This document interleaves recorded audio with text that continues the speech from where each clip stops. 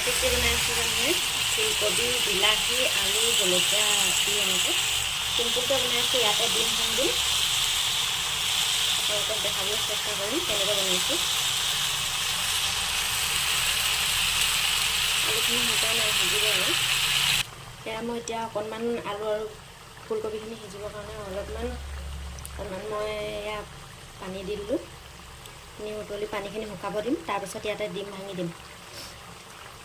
এতিয়া এইখিনি পানীখিনি শুকাইছে আৰু আলু, বিলাহী গোটেইখিনি ফুলকবি সিজি গ'ল। ইয়াতে মই এতিয়া ডিম ভাঙি দিম। এয়া মই ডিম দুটা ভাঙি দিছোঁ ইয়াতে। এইখিনি এনেকৈ বনাবলৈ ইমান টান নহয়, মানে উজুৱে। ডিমটো ভাঙি দিছোঁ যিহেতু অলপ টাইম সিজাব লাগিব বস্তুখিনি ভালকৈ।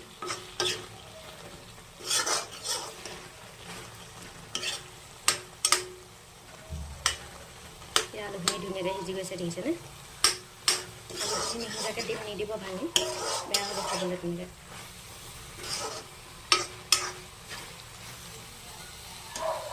এতিয়া মই বহুত টাইম ভাজিলোঁ, পানীখিনি এয়া শুকাই গৈছে। শুকাই যোৱাৰ পিছত মই এতিয়া শেষত দি দিম ধনিয়া আৰু গেছটো বন্ধ কৰি দিম। তাৰপিছত